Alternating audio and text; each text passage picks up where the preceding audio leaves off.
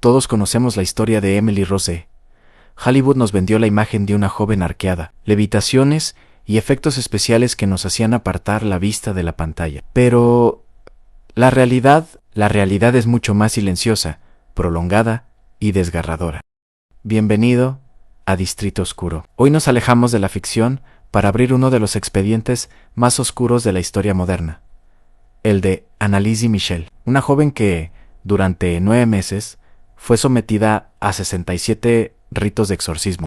Murió con las rodillas destrozadas, pesando apenas 30 kilos, y con una pregunta que aún hoy divide a la ciencia y la fe. ¿Se puede morir a manos de un demonio? ¿O fue el fanatismo el que terminó con su vida? Prepárense, porque lo que están a punto de escuchar no es un guión de cine, son hechos documentados, grabaciones reales y el testimonio de un calvario que duró 8 años. Todo comenzó en 1968, en la tranquila Baviera. Anneliese era una chica normal e inteligente, devota, con una vida por delante. Pero un pequeño error en el sistema lo cambió todo. A los 16 años, sufrió su primer ataque. Los médicos fueron claros: epilepsia del lóbulo temporal. Para quienes estudiamos ingeniería o sistemas, sabemos que cuando un componente falla, el output se distorsiona. En el cerebro de Anneliese, esa distorsión se manifestó como visiones de rostros demoníacos durante sus oraciones. A pesar del tratamiento médico con Tegretol, los ataques no cesaron. Aquí es donde la línea entre la medicina y lo sobrenatural se borra. Anneliese empezó a reportar un síntoma que la ciencia no podía explicar: una repulsión física insoportable hacia los objetos sagrados. No podía mirar un crucifijo, no podía entrar a una iglesia. Su hardware biológico parecía estar rechazando el software espiritual con el que había sido criada. Para 1973, Anneliese ya no era la misma. Su estado físico se deterioraba a la par de su salud mental.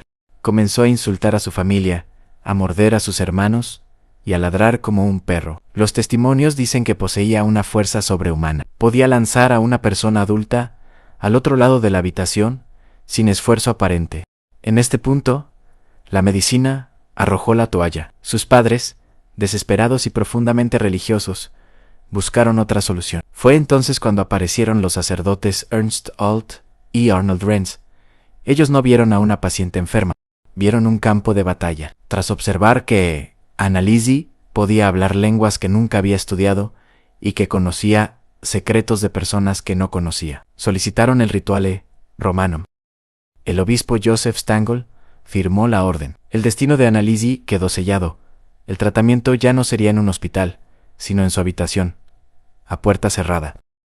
9 meses, 67 exorcismos, 2 sesiones por semana, de 4 horas cada una. Imaginen la escena: una habitación pequeña, el olor a incienso mezclado con el sudor y el miedo. Anneliese afirmaba que no era una, sino 6 las entidades que habitaban en ella: Lucifer, Caín, Judas Iscariote, Nerón, Hitler y un sacerdote corrupto llamado Fleischmann.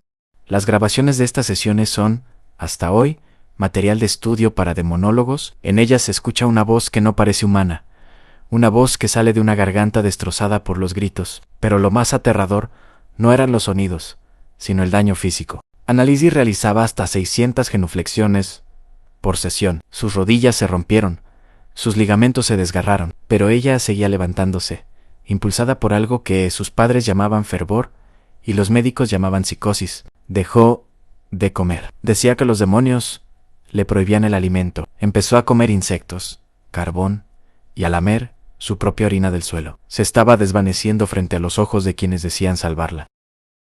El 1 de julio de 1976, el cuerpo de Anneliese Michel dijo basta. Murió de desnutrición y deshidratación extrema. Tenía las manos y la cara cubiertas de heridas. Sus últimas palabras a su madre fueron un susurro de terror: «Mamá, tengo miedo». Pero el horror no terminó con su entierro. En 1978, el caso llegó a los tribunales. Los padres y los 2 sacerdotes fueron acusados de homicidio por negligencia. El juicio fue un circo mediático en la ciencia contra la fe. Los forenses fueron brutales, una alimentación forzada. Incluso, una semana antes, le habría salvado la vida.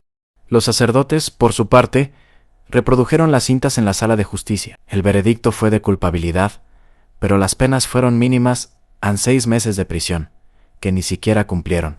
Incluso después de muerta, exhumaron su cuerpo porque una monja tuvo una visión de que el cadáver estaba incorrupto. No lo estaba. El tiempo y la tierra habían reclamado lo que quedaba de ella. Hoy, la tumba de Anneliese en Klingenborg es un lugar de peregrinación. Para algunos, es la tumba de una santa que aceptó el sufrimiento para salvar almas. Para otros, es el recordatorio de un sistema que falló en proteger a una joven que necesitaba psiquiatría, no rituales. ¿Qué creen ustedes? ¿Fue el cerebro de Anneliese el que creó a sus propios demonios? ¿O realmente hay fuerzas que la ciencia aún no alcanza a comprender? Déjenme su opinión en los comentarios. Los estaré leyendo. Si este primer expediente de Distrito Oscuro les ha gustado, no olviden suscribirse y activar la campana. Hay muchas más sombras que recorrer, y recuerden, a veces, el monstruo más peligroso es el que nosotros mismos alimentamos. Buenas noches.